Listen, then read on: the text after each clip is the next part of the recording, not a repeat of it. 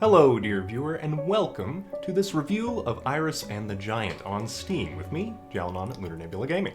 So, as we can see on the Steam page, Iris and the Giant is a fusion of collectible card games, RPGs, and roguelike genres. It feels very much like a puzzle card game. And as you progress through the game, collect memories and things to power up Iris, you can unlock new benefits that can help you get further and further in your runs. And as we go down here, you can see currently on Steam, it's about $17.99. It is $14.99 on the Nintendo Switch. Parents, you should know it's rated ages E10+. And I would say the experience in the story is kind of basically bittersweet. So if your kids aren't old enough for like Disney's Tarzan, I would recommend maybe waiting a little bit longer, since it is a sad game at first, and as you unlock more memories, you get kind of the sweeter memories of Iris and her father kind of working through the grief that she is going through. And I don't want to do any more spoilers than that, but yeah, it's made by developer Louis Rigaud, published by Goblins Publishing, and I had a good time with it. So without further ado, these are the system requirements. Let's get into the game. Hello, dear viewer, and this is the main menu of Iris and the Giant. We can see the new game right here, players and modes. You can have up to 6 save slots and choose a different difficulty and all that. I'm going to stay on my current classic mode, normal difficulty. I've unlocked 81% of the cards, so I still haven't seen every card yet. So we're going to go into new game. We have over here memories. These are kind of the meta progression of the game, as well as the imaginary friends and the gifts you get at the end of runs. So right now I can have various imaginary friends. Using the memories, I've unlocked the ability to have 3 imaginary friends instead of just 1.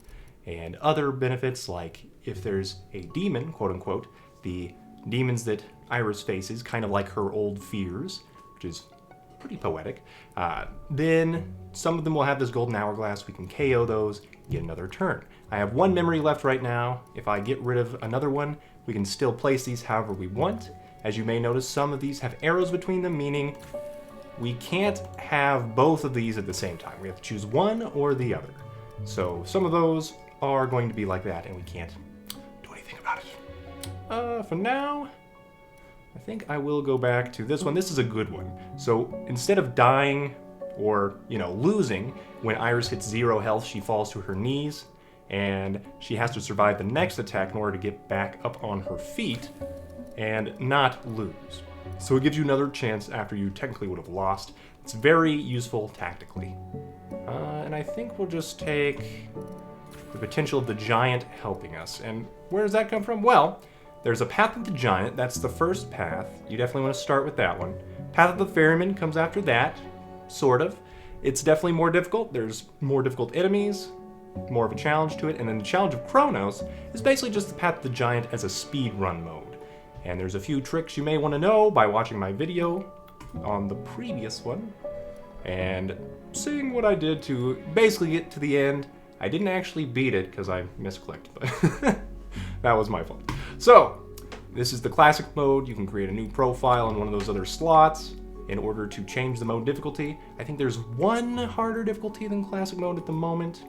My current only gripe with the game so far is kind of these gifts that we get at the end of runs. We're supposed to be able to re-roll them, but I haven't been able to get that to work for me. Maybe it works fine on Nintendo Switch, but the Steam version seems to have an issue with that. And another thing is if you're looking for like a lot of animations with attacks or playing the cards, this may not be the game for you. One commenter on my channel did mention that, and I thought I should mention that here. But let's go into this nice scene.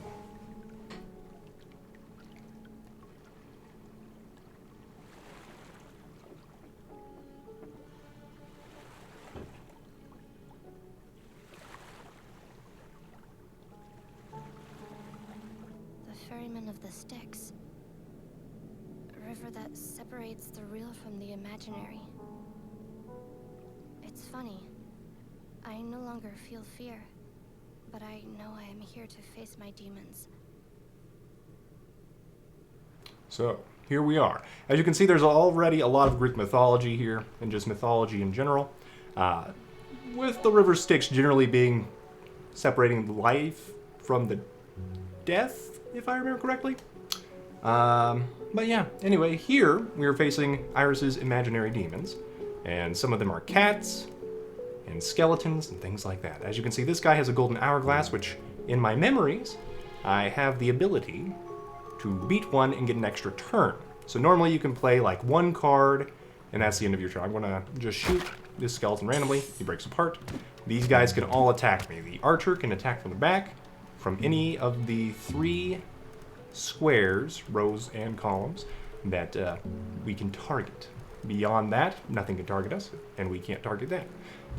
Right now, we can play the axe. This attacks all opponents in the first row. I have a special ability where I can also attack the second row with it. And apparently I misclicked right there. So, right. Challenge of Kronos. So this is what happens when a run ends. You get these gifts. And yeah, normally you're supposed to be able to re-roll, but I've never, once again, gotten that to work. We're going to switch out of the Challenge of Kronos to the Path of the Giant. Do that again. I do have my 3 imaginary friends that also do things. Once you've seen a cutscene, you can just skip it. There we go. So that's the bottom right. And with this little zoom in effect, you can speed that up too by left-clicking. This is how to play and all that. We don't really need to worry about it. This card is a magic card, which is why it's blue. But it also has a little extra ability with that hourglass. I can play again after using this. And I am going to target you, Golden Hourglass. So this shows you when you've got another turn, which is great for us. Okay, and then I get my next turn. I will take 1 damage from whatever. And this is a secret shortcut, which is sometimes available. And then this is the normal staircase. We're going to take the normal staircase. This guy's going to hit us for 1 damage. I'm going to ignore that because I heal half my health, thanks to another memory upgrade. Alright, now we're in the next level. I got 15 health points back. That goes to your confidence. If you go down to 0, that's when you normally just lose the run. But once again, we have another memory upgrading our ability to not lose instantly. This is a crystal rock that I am picking up. Each one of these orange rocks is a crystal. Once we get those, we can then get upgrades for Iris. Same with defeating enough demons. So we defeat 10 more demons. That's pretty good. Some demons have stars on their heads, makes them more difficult, deal more damage, things like that. But I am going to show you something tactical. So right now, I am not going to take this last crystal because these guys can't attack me unless they're in the front row. Archer can, and these 2 guys can. So what I'm going to do is take out that archer. Realize it was a dumb decision because this trap actually does 8 times the damage of the skeleton. Shoot that trap, and we just take 2 damage instead of 8. So, now I'm going to take that. This guy has armor on. That's what this gray little breastplate with a little diamond on it is. I'm going to do this, but then we get another turn. I'm going to break that rock by accident, but hey, it kind of worked out. Now we can see what's in there. I'm going to do this first, and because it's a sword, I can actually keep playing swords that are in my hand. And in the meantime, I'm going to open up this treasure chest. I have another upgrade that lets me pick more stuff out of the treasure chest. Waves are good, fire's good, whips are good. I mean, anything can become good if you pick an upgrade for it. But in general, I like going for AoE attacks or area of effect attacks. So this takes out an entire row, this takes out an entire column. So we're going to take these, and I'm going to break this all the way. So we get 3 crystals out of that. Doesn't give us quite as much as naturally finding it on the ground, but that's okay. And then I can magic my way through there. And you may have noticed, the cards I picked from the chest, one of them goes into my hand, so I can use that pretty strategically. We're going to take the secret route, which goes off to the side instead of up to this main pillar. Okay, now we have some cats with some thieving hooks. How dreadful of them. They look kind of like a Kopesh. Yeah. I think we're going to go ahead and do this. Then I just get shot twice. That's okay.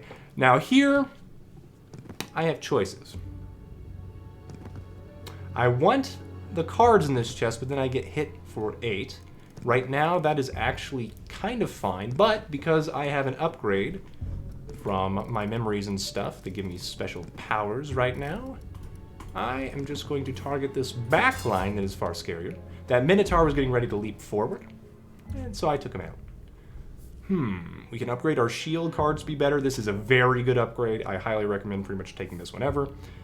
Determination I haven't really found too much use for. Will is kind of nice, only after people start eating your HP, like your maximum HP and making it less. Chest, this gives you cards right now, and that's usually pretty good as well. Right now we have 21 cards in our little yellow card pack, so let's maybe get some more good stuff. I only have 5 sword cards and I have 3 axe cards. You can see that in gray underneath the blue text when I hover over these. I have 0 whip cards, so I have no whips. Daggers are good because you can insta-KO pretty much anything in the game other than mimics that eat your cards. And you have to use the terrain to your advantage, shall we say. And that can be very annoying and time-consuming. We're going to take these for now, and these are all going to go in our hand. I take some damage, but now I have the power to do that, and then this. We'll take some bombs. Flames are good cards. I'll take flames. Okay. And then I can do this in the meantime. I don't have to take it completely. And I can target this second row due to my coolness. I will take this cat out. One important thing to note is you don't gain more cards when your turn doesn't end. So getting that treasure chest was pretty helpful. Does magic... I don't think magic is going to KO this guy. This guy's moving around, so he's about to jump. I guess I won't KO. You know what? You know what we're going to do? I'm going to eat that. Do that. And then everybody's going to move. You guys are going to attack. And we've all learned a lesson here. Another lesson we're about to learn is that bombs can hurt you as well. You do basically a cross formation with the bomb, and that blows up everything. You can, in fact, blow up treasure chests and crystals. It's not usually the best option. We're going to do that. Clear everything away. Grab some more goodies. Do I need a confidence card? It's not bad, but I'd rather have axes. Okay. Then we have an option. I think I'm going to do this, and then that. And then we always drop to our max hand size. Eventually. But for now, we'll just do this. This guy usually makes everybody attack twice. But right now, it's just him, so he's the only one attacking twice. And it should... There we go. This skeleton has a terrible power. It allows my enemies to attack twice. So a lot of these interactions with different cards and things, you learn by playing the game. You can sort of check out the encyclopedia. I pretty much never do, and for better or for worse. But yeah, okay, so we could throw the daggers I've got, or we can make the confidence card become those flame magic cards that let me play another card afterwards. We could also try to make it so thieves have a chance not to steal anything. I'd rather just KO the thieves immediately. You know what I'm saying? I think you know what I'm saying. We take the dagger upgrade. Okay. Then we're going through the secret path a little bit longer, it looks like. All right. And here's one of those other interactions. So, over here, we've got this bat that puts up these shields. Right now, the 4 demons around this bat are untouchable. That generally includes the terrain around the bat as well, which is kind of annoying. So this guy is not going to get hurt by our axe. This guy who throws traps around is. Sometimes keeping the guy who throws traps around is a good plan, weirdly enough. You reflect magic, so thunder, fire, bombs, all the blue cards basically. So this actually hurts me if I do this, but it does KO everything else around him. It's an option. Or we could, you know, do that. Yeah, then we only take 1 damage. Then I want to do a little bit of that. Grab a little bit of this.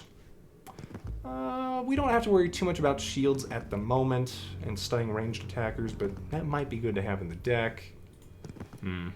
I'll take it. I'll take it.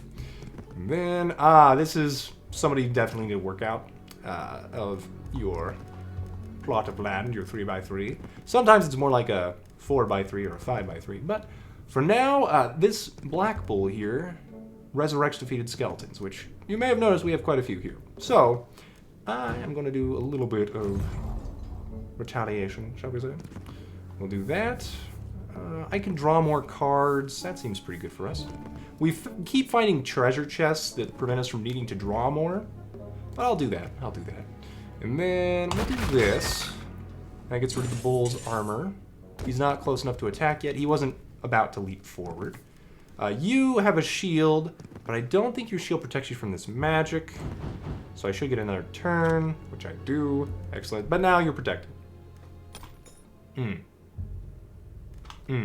Mistakes may have been made. We do this, accept the damage, and I'll show you what a confidence card normally does. It basically just does this, heals you all the way to full, and then you get another card to play. You don't draw any more cards though, just like the flank. So I think what I want to do is this.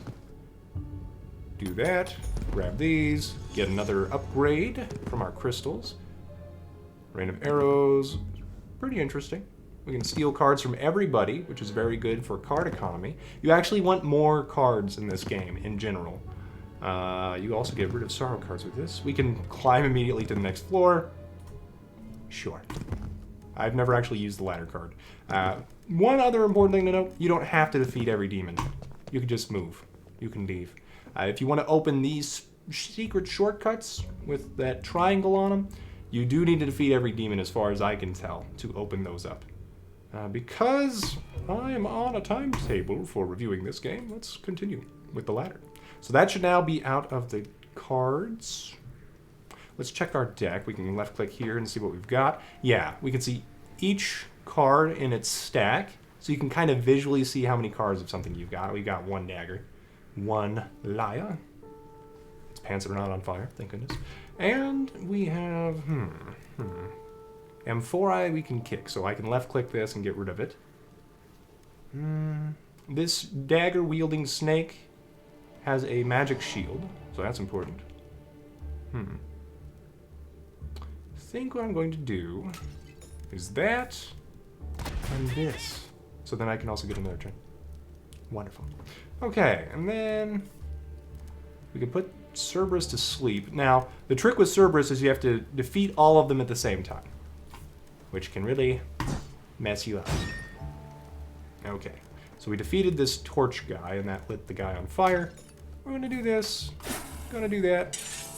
We're gonna get attacked, it's gonna hurt. But it could have been worse.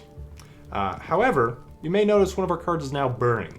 So this guy made our card burned, which means it's on fire, and if I play it, I lose 8 will points. There is an upgrade you can get from either defeating enough demons or whatever, collecting enough crystals, that you can make burning only do 2 damage, which is a very good upgrade. For now, I think what I'm going to do is this.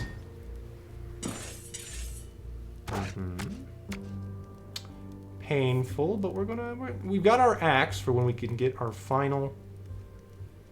I'm gonna do this. Oh, okay, that didn't do what I thought it would. So, I was hoping that torch guy would then burn and light this treasure chest on fire, and then the treasure chest could blow up. That didn't happen. Which, honestly, is probably better for us, because then I can get cards out of this treasure chest. We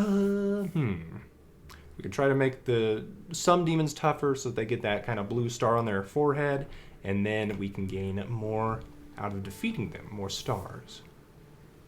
Yeah, we'll do that, because I've got almost 30 cards at the moment, and I'm about to get more.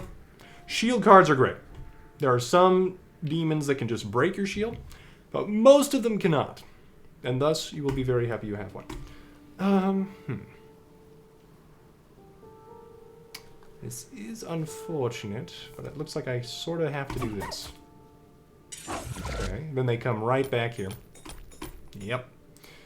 And then I do this again. Or, you know what I could do? I'll put you to sleep. And I could just shield. And we can hope we gain the cards we need next turn. Not quite what I'd planned. We need to keep the axe, or the bomb. I'm going to do that. I'm going to take a bunch more damage. After my shield is gone, I still have my 11 health. Could be worse, could be worse. Let's use the axe first, because we might get something else we need, but if not, we can just use this. This will deal 5 damage to me. Painful, painful. But now, after beating a boss, we get one of these. Another upgrade just kind of for free. Okay. Can play all the fire cards of your hand. Crystals become indestructible, so now, if we accidentally hit crystals with like an axe or fire, they won't break. We won't lose one in that little area. Playing arrows. Arrows are usually just not as beneficial, but you can kind of build around them. We can gain health for every sword in our hand at the beginning of a turn. I like being able to play a bunch of fire cards, not gonna lie. Okay, and then now we can take either the secret passage or the normal stairs. I'm gonna take this one. I hear the rain in the distance. Or is that the sound of tears falling? An old sorrow that weighs heavy upon my heart. And now to the next area. So we are in here. As you can see, this guy's got his little blue star. I gained 15 health because of one of my memory perks. And we can play another card of the same type of these fires, thanks to our upgrade we just chose last time. Oh, but you... Thankfully, this worked out pretty well. So I can do that, and this, and then that treasure chest. Ah, but there's a... I might take the 8 damage just because. We're just going to show off what the traps do. Yeah. I think I'll take more daggers. Okay, so I took 8 damage from that trap. As soon as something in front of it went away, it automatically comes up and hits you. So that is important to keep in mind. Yes. For now, we're going to do this. Another important thing to note, this shield is pretty sturdy, which is why you want a magic card to go through it. We're going to do this just to show you. So as you can see, it's getting chipped. It's got 2 more little pips on it. However, I can just ignore that with magic or the dagger. So either one of those will work. I think I do this, though, because I don't like these sorrow skeletons. They put sorrow cards in there if they get to the front. So they deal damage and make your deck worse. And to get rid of the sorrow cards, you have to play them and lose 5 health. And that wastes your turn as well, so it's like, just, it gets bad. Now, one other memory thing I've gotten is the ability to draw again if I don't like my hand. So I'm just gonna do that. Yeah. Then I'm gonna do something crazy. Let that bomb go off. Oh, that was actually a mimic. Okay. So that treasure chest, that worked in our favor to reveal the truth. We can also get some will. Gives us all of our health back, plus 10. I don't think you will eat my card, right? You shouldn't. There we go. Okay. And there you can see the shield kit again. Usually if there's armor in the game, it will do a decent job of denoting how many times you have to hit it. There are some Roman numerals on helmets, though, that can be pretty confusing. So, yeah, look out for that. If I want more star points, I can go for that skeleton before leaving immediately. Sure. So we got some stars out of that. There's a secret passage right here if we care. I want to do that because the crystals are invulnerable, and we're only taking 1 damage in return. Yeah. Okay, but that's basically Iris and the Giant. Just note that there are some gimmicks, like the first boss, spoiler alert, the next like 10 seconds. You need confidence cards to defeat the boss. Now, every time the game gives you a gimmick that you need to overcome, it does a pretty good job of enabling you to find a way to access that gimmick. Except maybe in the challenge of Kronos. And even then, if you had that memory that lets you have the Giant help you, that seemed to help me get through to the end. Without that, I'm not sure I could have on that run. Well, yeah. I hope you, dear viewer, have enjoyed Iris and the Giant. Feel free to check it out for yourself, or just watch my playlist. And I hope you have a great day.